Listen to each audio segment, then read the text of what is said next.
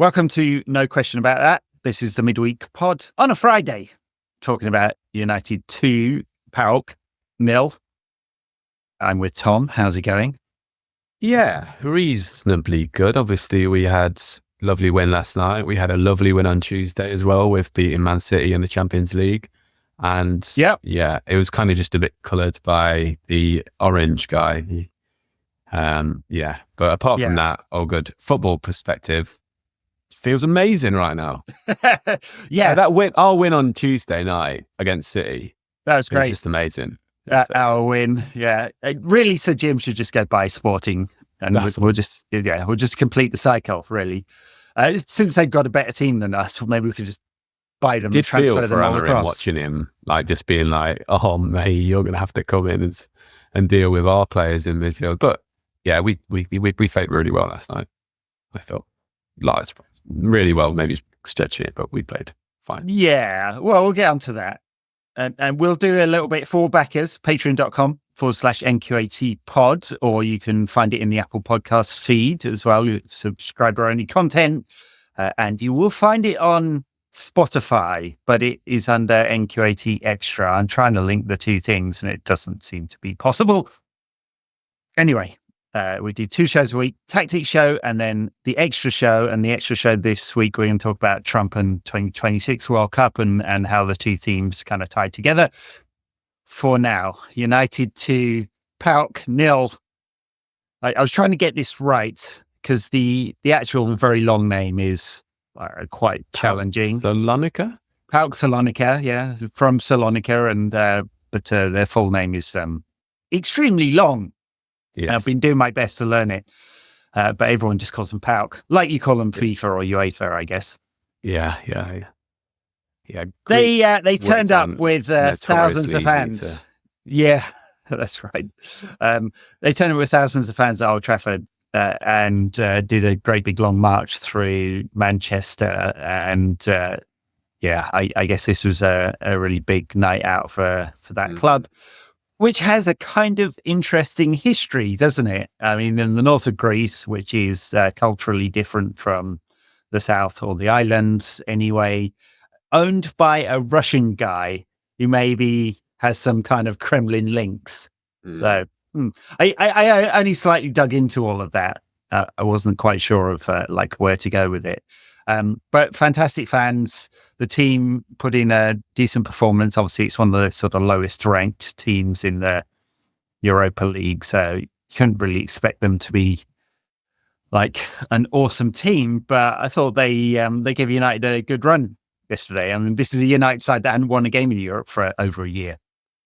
Yeah, they were fine, weren't they? I think the Greek league is definitely nowhere near as good as it maybe was. Olympiacos seemed to dominate that league, and Panathinaikos are okay as well. Panathinaikos have probably got a few players you recognise, whereas PAOK last night didn't really. Sivkovic, who was their captain for a bit, was Benfica for a bit, and obviously Shoretiri, who I really thought would be playing a little bit more, especially as he's kind of left to go and get first team football in a random place. Yeah, it's not. It's really an interesting pathway, isn't it, for a young United player? I mean, there have been some examples of young United players heading abroad. Not too many. Angel Gomez, obviously.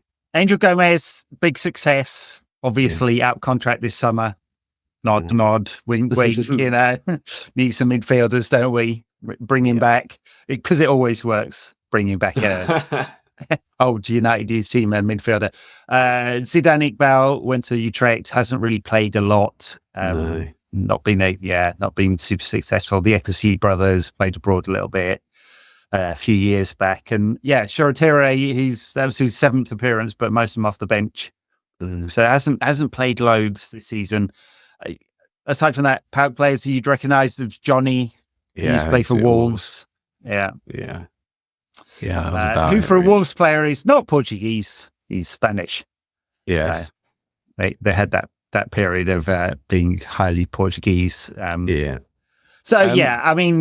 some decent players, but you would expect United to dispatch them fairly easily. Yeah, and AEK Athens in the Europa Conference League qualifying lost to a they lost to the team that Chelsea beat 8-0 last night. So Right. like that kind of shows that the quality of the Greek league losing to the Armenian runners up of their league. So yeah, not great. But I think, like I said at the start, like it was a good win. Like maybe not like amazing, but I felt like it was fairly comfortable. They had that really big chance, didn't they, at 1-0? But we were so wasteful in that first half, and it just, the amount of opportunities we got, and it's not the sort of stuff that would come up on XG, because we weren't getting the shots away. It was just choosing the bad pass at the wrong time, and just and it was so frustrating. It happens so often with our forwards. Like Garnacho, well, he obviously doesn't deserve people shouting at him from a meter away telling him how bad he is, obviously. But like Garnacho's going through a bit of a phase at the moment, and this I think he needs a break. Honestly, I was surprised he started. I think he needs time off because he's playing tired. Like he's making bad decisions. He is making bad decisions, and I think also that will be helped out massively through coaching as well. And I feel like Ahmad's also will benefit from world-class coaching too. Hojlund will benefit from world-class coaching too, because you see the attributes they have, you see the characteristics they have, you see their mentality as well. Like they all have the ability there. It's just kind of making that wrong decision at the wrong moment. And you think back to like the best teams that United had, especially when we were ace on the counter-attack, even having like PAOK, Nani, Rooney, Ronaldo, Tevez, those types of players, they all had the ability, but it was always choosing the right pass. It was having that football intelligence. Park Ji-sung was awesome for that. Like he didn't have the most technical ability, but it was choosing that right pass. And I feel like bringing in someone like Amorim, who is a developer of players, like he's done it with a lot of youth players at Sporting, and also has done it with lesser players at Sporting to make them the best team in Portugal with a lower budget than the two above them. Those players are going to thrive under him, and you see it last night. It's just like there's so much potential there, and there's so much waste, and especially when we have someone like Ruud van Nistelrooij, who never wasted anything. It felt like when he was playing for us. Yeah. For him to be watching that, being like, I bet he must be tearing his hair out. And with Hojlund, he just was anonymous last night. Yeah, he barely touched the ball. I can't remember how many touches it was. It was like 14 touches or something dreadful like that. I believe he has the tools. Like you look at Gyökeres the other night and look at his movement. Hojlund is a very good mover. Look at his data on passes received, and I forget what the other really good data point is on demonstrating movement, but passes received in the final third and number of shots and stuff like that, it was much higher at Atalanta, much higher. So I believe he has a like good movement to get into the right places. He needs the ball in front of him. He doesn't create a lot of opportunities for himself, right? So there's stuff to work on, but there's raw material there, and particularly Ten Hag, where he was used basically to fight with the centre back. So it was completely the wrong way of using Hojlund. So I think there's an opportunity there. I'm definitely not saying he's definitely going to make it, because I don't think that's obvious yet, but with the right kind of coaching, right kind of person, given that Amorim places... I think if you also look at like the comparison between Hojlund and Gyökeres, like Gyökeres was sold by Brighton for £1 million, I think at the same age as Hojlund is now, because the Brighton team, and Dan Ashworth was one of those guys, thought that he wasn't good enough, and no one thought he was good enough. He had spells at Swansea where he wasn't very good. He had a spell at Coventry before he actually signed for them where he wasn't amazing. He had a spell in Germany, I think, with St. Pauli, wasn't amazing there either. Like especially for a striker, it's way too early to judge whether he's going to make it or not. But if you were to compare the two, Hojlund is a lot further along. But that's what coaching does. Like Mark Robbins, I think, is a really good coach. Obviously, he got sacked from Coventry today, but he's finding the right place for him and putting him in a system where it gets the best out of him. And like you say, that wasn't the case under Ten Hag. But if you look at kind of the system that Amorim plays, you think it's actually perfect for Hojlund. I mean, it should be. Not for Xerxes at all. It's like, oh my God, where's he going to fit in? But for Hojlund, it's like, run him into those spaces, run him into the channels, using his pace, his strength, his ability with both feet. There's a lot there. It's just, he just kind of needs nurturing a little bit from me. Yeah, I agree. I mean, all three of them, I thought in the first half were quite poor in the final third. So, I mean, Ahmad comes away from the game with the headlines and because he's got 2 goals and created a couple of big chances, he'll get a good rating on all the apps. But I don't think that tells the full story of his game. He was not great in that first half, extremely wasteful. His passing completion rate was at 60%. So, like, all three of them, not quite right. I do look at what the transition might be from very, very wide forwards asked to kind of stretch the pitch under Ten Hag to much, much narrower under Amorim with 2 wide fullbacks. I mean, if Amorim decides to deploy his system straight away, which is, I think, still a question, it should suit the kinds of players. I mean, it would get them much closer to goal, and which suits Garnacho, Rashford, and Ahmad's different player, obviously different style of player. So the outlook seems to be right, but there's a lot of work to be done for those three, I think. And it's just generally for United, it was just a little bit underwhelming in that first half. They looked tired, which is odd because we're 16 games into the season or something like that, not 60 games. But yeah, there was something about the lack of energy, which was a bit concerning. I mean, obviously, the more toxic parts of our fan base look at that and go, "Oh, lack of effort, they don't care." I don't think it's that. No. I never felt with Ten Hag that they down tools and they just couldn't be bothered, or they were, as suggested by one of the United stand crew, faking injuries because they didn't want to play. So I don't believe any of that nonsense. I do believe the system was terrible and not extracting the best from almost any player in the squad. Most of them, I think, could benefit from the type of tactics that Amorim will bring in, or at least most of the forwards. There's a question mark over Bruno, obviously. We got the centre-backs to play the system. The full-backs or wing-backs is a question mark, I think. But anyway, yeah, frustrating first half. Second half, I mean, obviously, create 2 chances out of nothing, basically. I mean, the first one, you don't really expect the 5'0" guy to beat everyone in the air and score a looping header. It was a bit like Lionel Messi in the 2011 Champions League final. Yeah. Like, how the fuck? How the fuck? It's still how the fuck? And but yeah, Amman's a bit like that. Goes head to it. They were complaining about a push. Didn't really seem like much in that to me. By the way, penalties before that. At least one. I mean, the Ahmad one, the first one was really clear. Just took him out. Yeah. I mean, how VAR can look at that and go, "Oh yeah, no."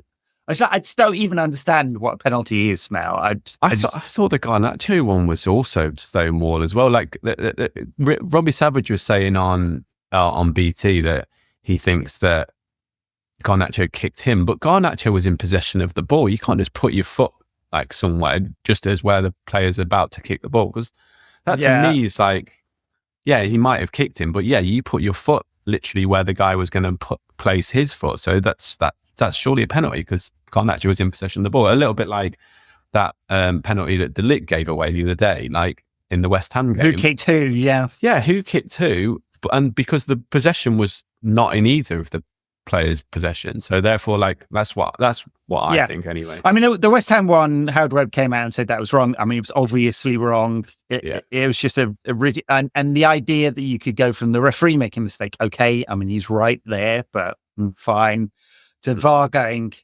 well, in fact, the referee didn't make a mistake, did he? VAR went, oh, yeah, I think you should look at this, and then the referee looks at it and goes, that's penalty, that's ridiculous. The Garnacho one, I mean, it's one of those where if we'd be given it, I'd be like, not sure. Feels a bit like the De Ligt one here. I'm not sure who's at fault here, so it's harder to give. The Ahmad one, I just don't know how you can't look at that and go, yeah, obviously. Crazy. It's obviously a penalty. It wasn't even a corner. I mean, he just took him out. So, yeah, I know. Yeah. But anyway, back to the goals. I mean, amazing that he scored the header. From the Bruno pass, wasn't it? And then the second one, he's made it all himself. That's the tenacity, to win the ball back, to beat a couple of players, and just cut a brilliant goal. Yeah, and I think that goal almost epitomizes exactly what we were like under Ten Hag and what we still are like now under Van Nistelrooy, because what we saw from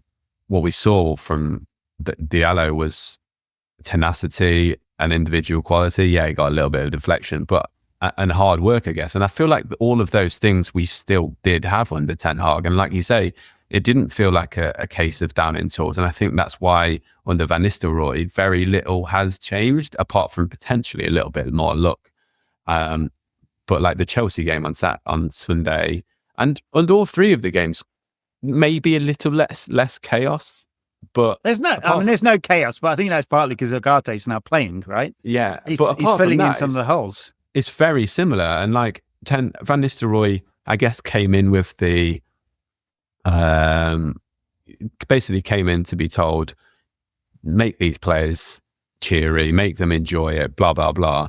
But like that can only really go so far, and like the tactics are basically the same as what they were. I'm not saying this isn't me criticizing Van Nistelrooy or anything. No. He's not going to come in and make wholesale changes. But say when Ollie took over Mourinho, the players were in such a bad position at that point. Whereas Ollie, all he needed to do was kind of just smile, and like the players would play a lot better. Whereas now it's a lot more difficult because, like you said, the players were trying. I feel like in that West Ham game, the last game, we actually were reasonably good.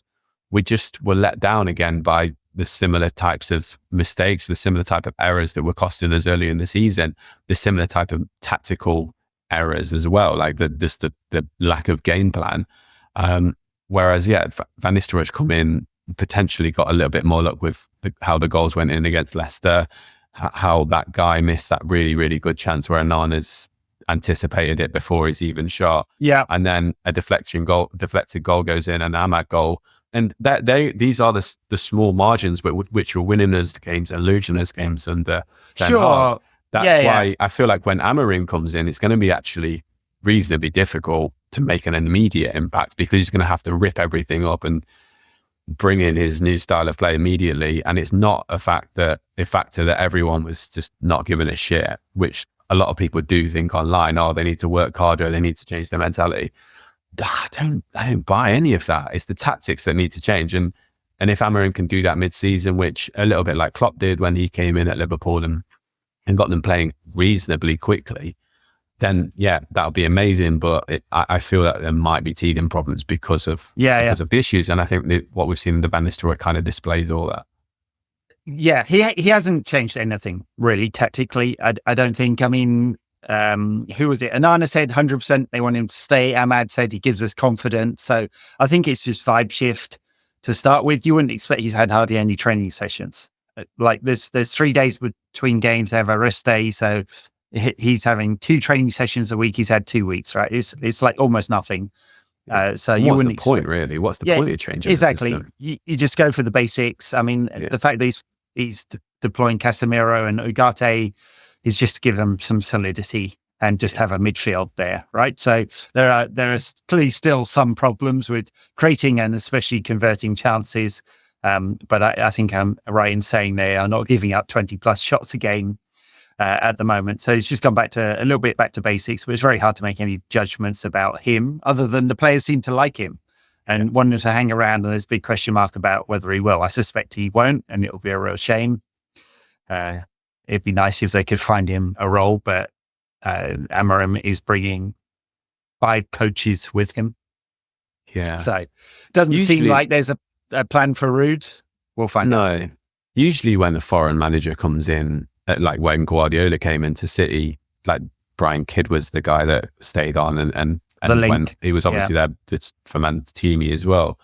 So you do often find that there will be a link. I just wonder with Van Nistelrooy, is he too much of a big personality? Like whereas Brian Kidd is a bit more, and Mike Phelan, for example, just 2 assistant managers who are a bit more background, whereas I feel like Van Nistelrooy is very main character energy. And I just wonder if that maybe is a difficult kind of dynamic to have in the backroom stuff. No, I absolutely love him. Obviously, I've spoken about like last week. He's one of my favorite United players of all time, and his celebrations when we scored last night, and also on Sunday was amazing. I love that celebration that he did against Chelsea. But yeah, I just wonder if he's a bit too main character energy for to be backroom. Well, we'll find out, and it depends on his ambitions as well, because he came into management quite late. Really, he's 47, I think, 47, 48, and he's had one season as a head coach. A few in the background as well before that, but yeah, depends on what he wants to achieve. So he's put himself in a shop window. United done all right in these 3 games, and it's obviously extremely visible. And maybe there's a chairman out there somewhere that's like, yeah, I'd like Ruud, but it kind of depends on him a little bit. All right.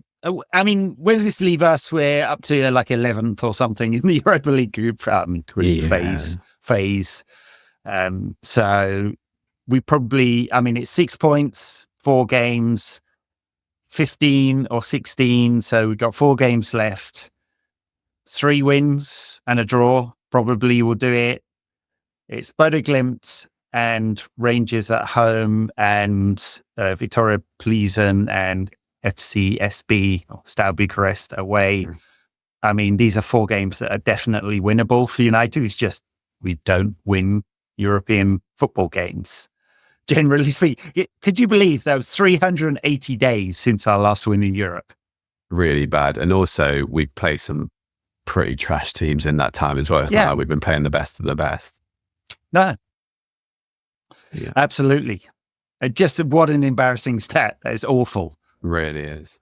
And that's what felt so good as well about getting over the line last night. Like, yeah, it wasn't a great team from not a great league, but at least we got like the victory, and there wasn't chaos. There wasn't a falling apart of the seams. And that's what, that is what Van Nistelrooy has seemed to have kind of put a lid on, at least. Maybe that's a bit of luck, because like I say, a lot of like Ten Hag's losses and wins were fine margins, and football is a game of small margins. But I think also, you got to give the credit to Van Nistelrooy of potentially just giving the players a bit more of solidity and also a bit more confidence as well.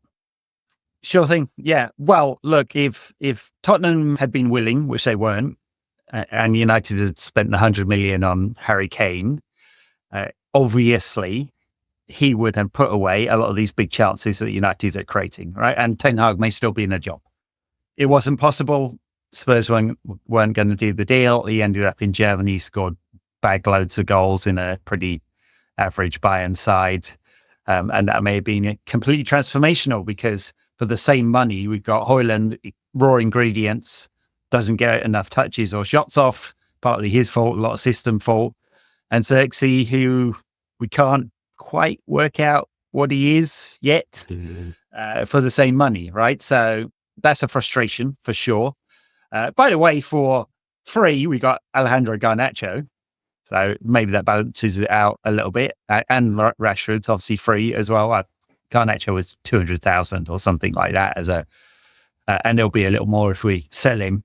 You have to kick back some of the money, don't you? 5% to the training club. I had a little more expensive. I think we spent 20 million euros on him so far. It'll be another 20 if he hits certain performance goals. So on last night's performance, there's 20 million euros worth of player there for sure. More, you think, in terms of talent? Absolutely. Yeah. So he just needs to put it together.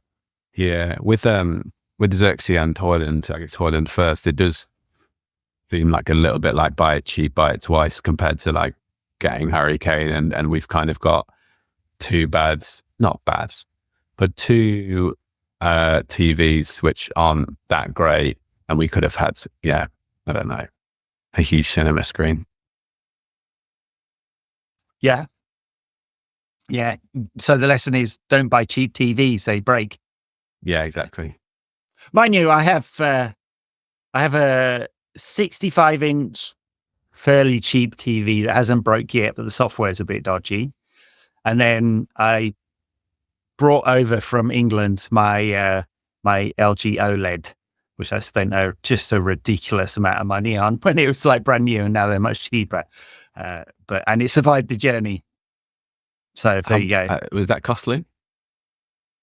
Shipping was not actually that costly because we shipped a bunch of stuff. We didn't ship furniture, but we shipped a bunch of stuff we wanted to keep. And so that wasn't too horrendous. Yeah. And it took a few weeks, not that long. So, yeah. I mean, given the overall cost of moving country, it was like, whatever. Yeah. So, there you go. TVs. United have a couple up front on the cheap side. Well, we're hoping it might come like good. a TV, doesn't he? Yeah, it really does, yeah. Funny thing is, you watch reels of him at Bologna, and he looks a completely different player. He does not look slow, and the ball is not bouncing off his shins like it is doing now. There have been times, like especially his ball control, and he is silky at times. I think he's done a couple of pirouettes. He's like got really quick feet when he wants to. Like at times, he can look like really silky, and therefore, I think in a reel or a YouTube video, you can see why he'd look good. And I feel like once he gets going, he's not so slow. He's got the acceleration of an elephant. Yeah, there's some work to do there. Yeah, I mean, this was a club signing. Really harsh. It is. Someone's going to have a massive go at me for that, calling him an elephant. But he is just slow. We're going to clip this and put it on the socials, and finally we'll get some people watching our YouTube videos, because the thoughtful discussion about players in United's performance doesn't do it. You need to be abusive. Okay, right. Let's pivot into this. So I did want to talk about it. I can't even remember their names. There's that twat Planet Paz or whatever he's called. Yeah. Who was like, that's why it's such a great description, because he's such a just awful. Like, you wait around for a player and you pretend like you're going to get a signature on something, and then you go, you need to improve your first touch and your shooting. And I thought the comeback was pretty good. Why aren't you in the team? Yeah, it's so good. It's so good. Why? What are we trying to achieve here with this kind of? It's the worst kind of fan media that is. He's trying to achieve clicks, isn't he? That's clicks and views and followers.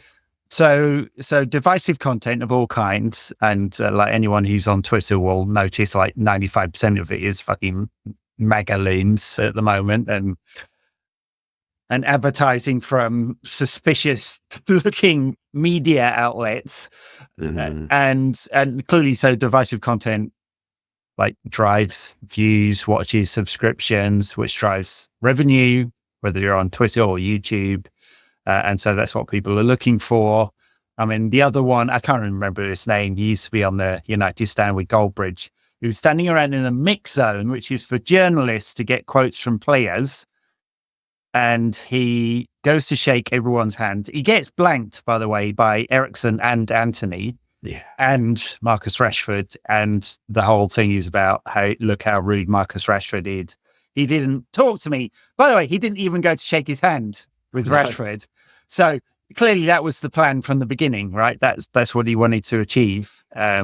People. Yeah. So I just find it very strange that a fan would do that. And so I'm kind of assuming, I know nothing about this guy, but he's not like Goldbridge. He's not actually a fan. It's just there for content. Yeah. Right.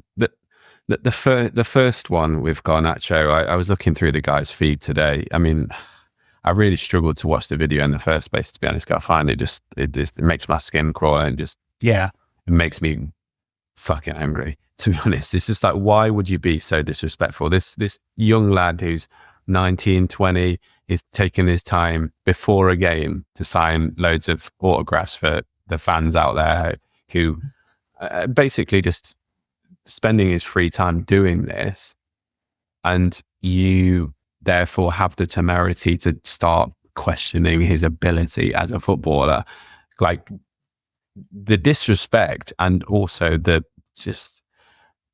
pure arrogance to do that. And then it's not like, when I was looking through his feed today, he was taking no responsibility for it. It was like, I've done nothing wrong. Why are all you wet wipes talking about this? And like, like properly doubling down on his dickheadness.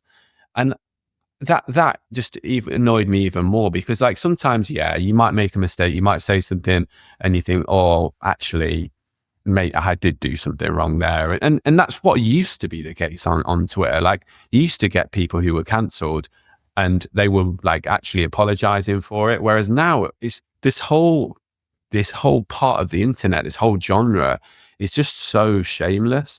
It's the same way as like how politicians have turned like completely shameless as well. No one apologizes for anything that they actually do wrong these days. They just double down on it and say, I've done nothing wrong. Like, it's just funny. Blah, blah, blah, blah. It's grow up. Seriously. It's even worse. I mean, it's even worse. You just actively tell lies and just like double down on the shamelessness of it. The nonsense. So, and these people are like in their 30s, and the same guy with the like UWS person, I don't know who he was working for or what outlet it was, but it's just like, please just grow up. And it's also like this dehumanization of people as well. I think for me, like it's people that forget that these are actual humans. They're not just like these robot people who play football every now and again. These people have emotions. These people have feelings. And yeah, we might say something wrong. Like I called Xerxes, said he has the acceleration of an elephant. Yeah, not great, but it's not the same as like literally going out there with the pure intention of making these people feel and look like dickheads. I think that's the key thing, doubling down on it afterwards as well, just for likes, just for comments, just for subscriptions, just for to be noticed, just for attention. That's what it is. It's for attention. Attention economy pays. Yeah. Right. The attention economy pays, and the most divisive content is the content that gets the most views.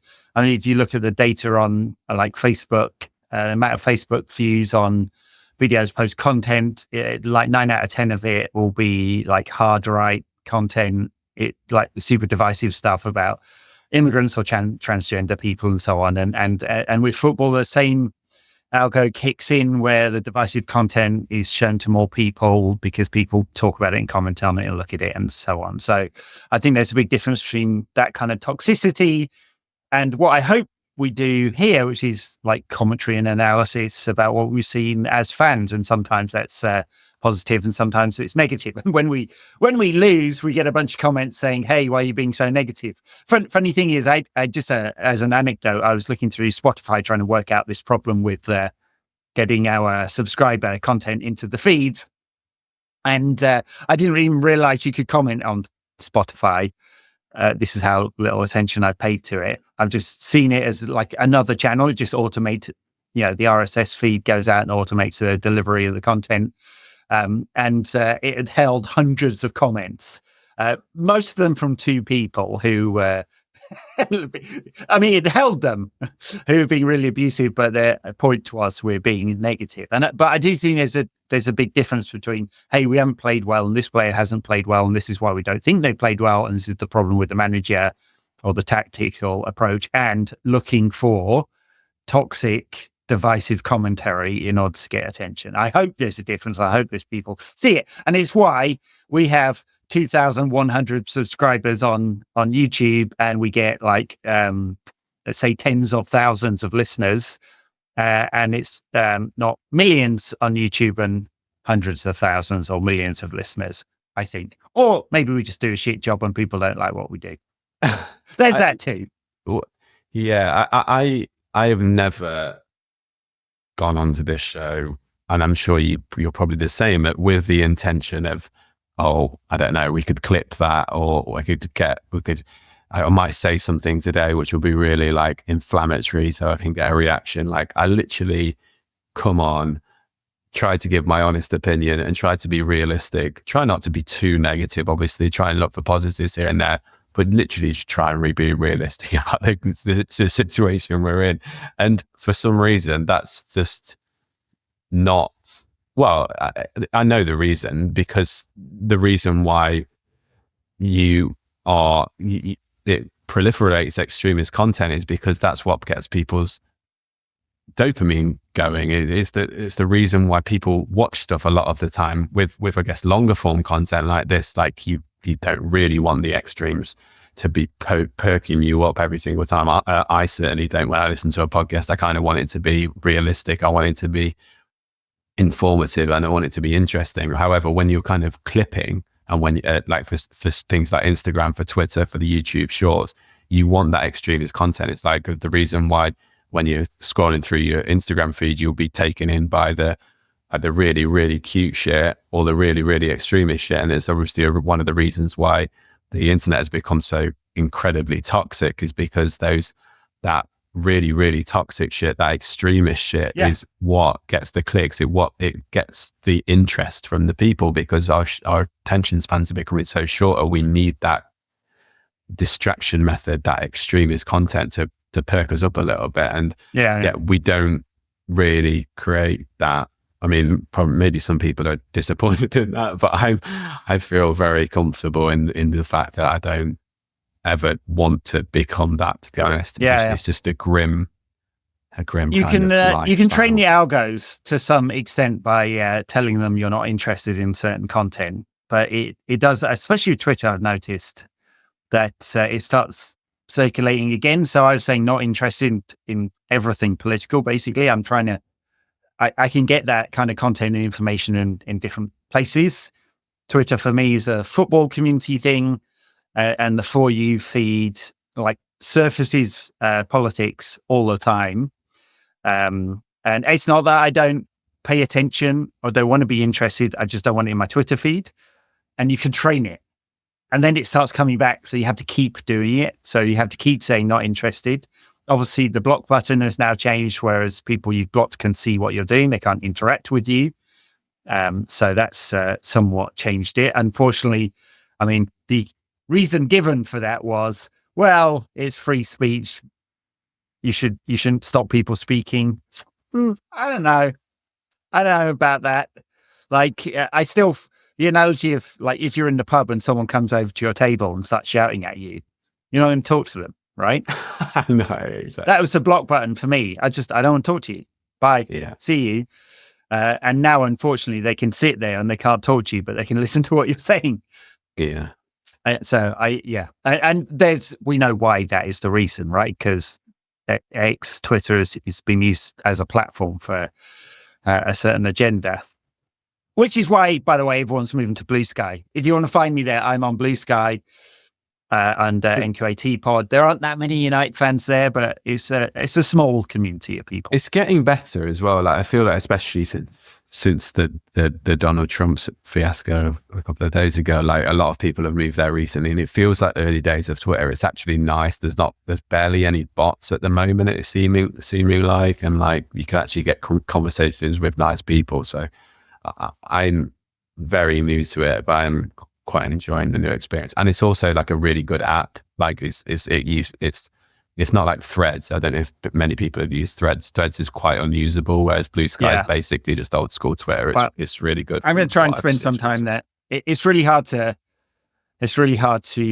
spend time on all these platforms to actually be a human as well, isn't it? So, I mean, obviously there's Twitter, there's Threads, there's Instagram, there's Blue Sky.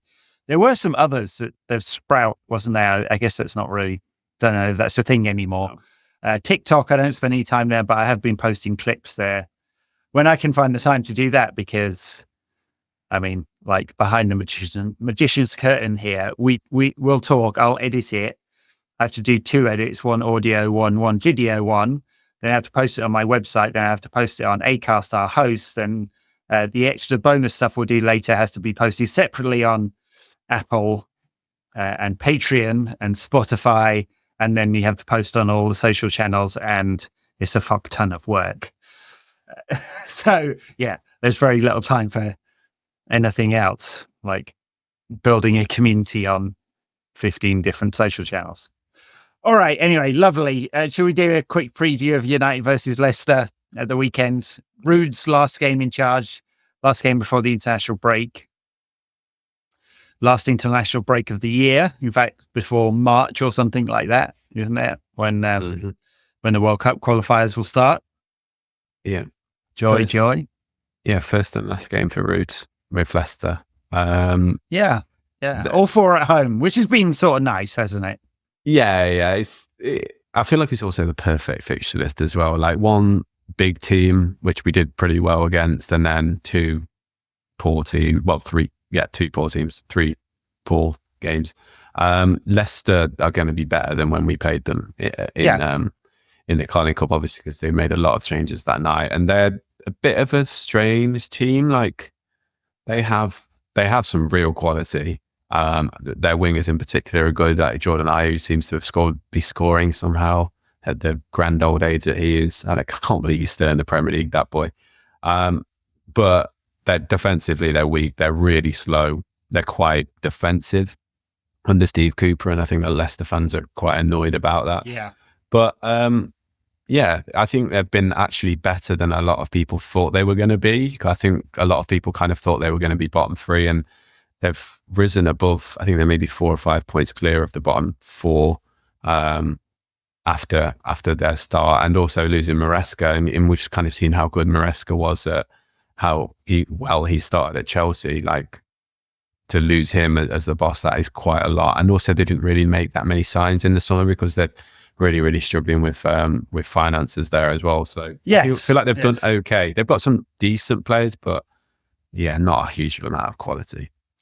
Yeah, it was always a tough gig for Cooper. I mean, obviously an ex-Forest manager going to Leicester, you kind of need to be good. And the fact that he is not playing the attractive football that Maresca did in the Championship, and it's been a bit of a struggle for them. I mean, clearly 17th place is enough, but those expectations there, it's 8 years since they won the Premier League or whatever it is. So still crazy that you think. Still crazy that they managed to do that and then fired their manager a year later. Yeah, because we're amongst the big boys now. Within the next season, while they're still in the Champions League. But Mad.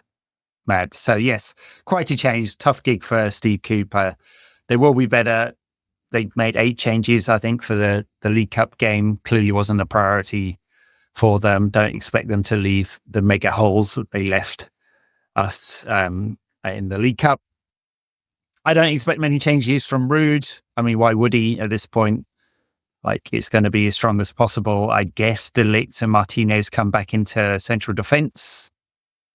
For Johnny Evans, who was fine. We didn't make any mistakes at all. PAOK has been very good when he's been asked to play this season. So, yeah. But I assume it will be back to what is the standard back four. We'll see which way the fullbacks play, I guess.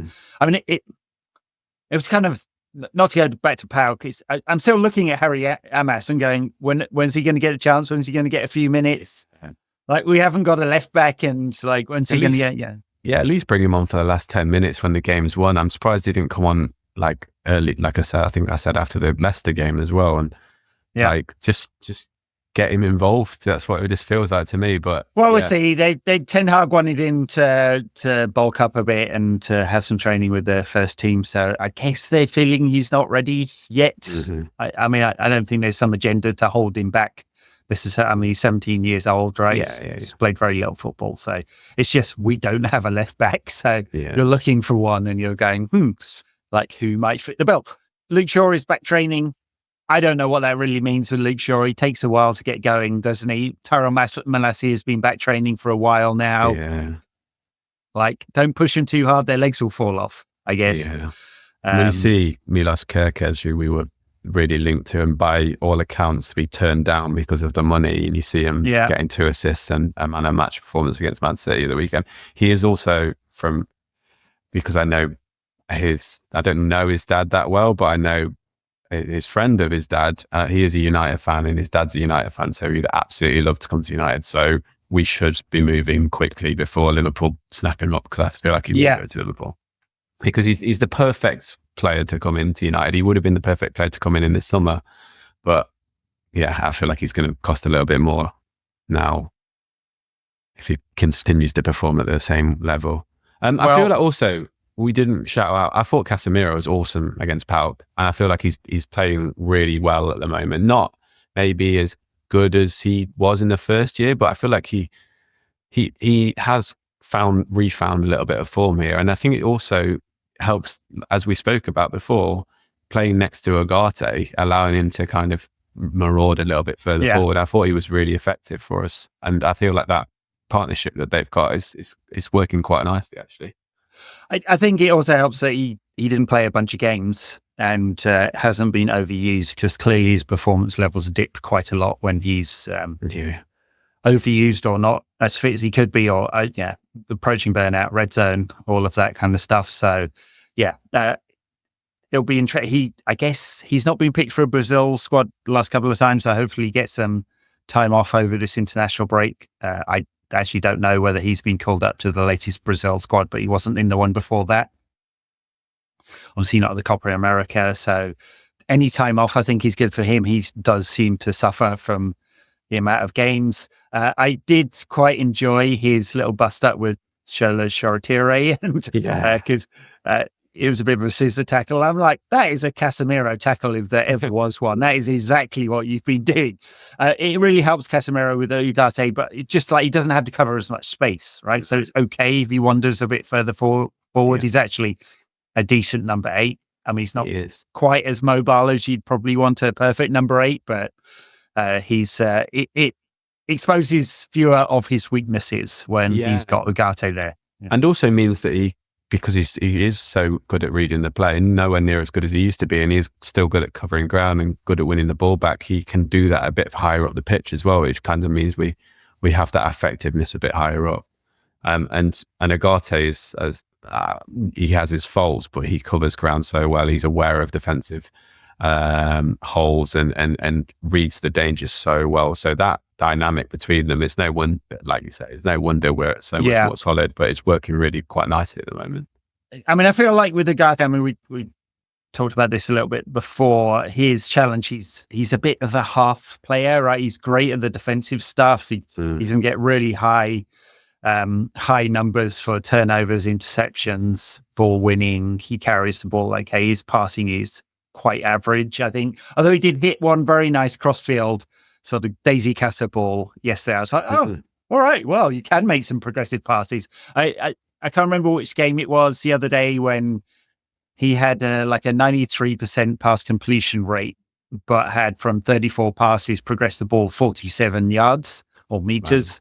Wow. So it goes forward on average 1.1 per pass, right? Wow. So I'll tell you certainly and of the 4 longer progressive passes, he'd failed with 3 of them. So I think that data is quite consistent over his time with Paris Saint-Germain. That's one of the reasons why he wasn't in Enrique's plans. If you use him the right way, great. I do kind of suspect we might be looking already for a sort of upgrade on that, which kind of sounds ridiculous since he started like 5 games, but a more of an all-round player to play in that, the linking 8. It'll be interesting because I feel like Amorim's midfielders progress with the ball, carrying the ball a lot. And obviously he played under Amorim and thrived under Amorim. And I feel like Ugarte is reasonably okay at taking the ball forward in possession. It's when he kind of has to pass and use that technique that he's not great. So it'll be interesting to see how he fits in under Amorim. And I mean, Amorim got the best out of him before, so I guess it feels like we've reversed engineered this signing, but it maybe it's the way we do get the best out of him. We'll see. All right, I think that's it. 2 PAOK 0 toxic fan channels. Leicester at the weekend. No other news that was important this week at all of any kind that I want to talk about.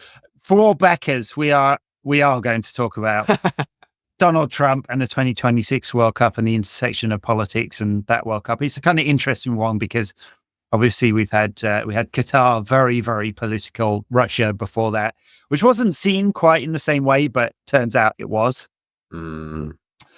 Yeah. And 2034 World Cup is almost certainly going to be in Saudi Arabia. The intersection of FIFA and strongman politicians seems quite tight. We're going to talk about that a little bit. Everyone else, thank you very much for listening, watching, whatever platform you're on watching this. Hopefully this was not too negative for you. Bye now.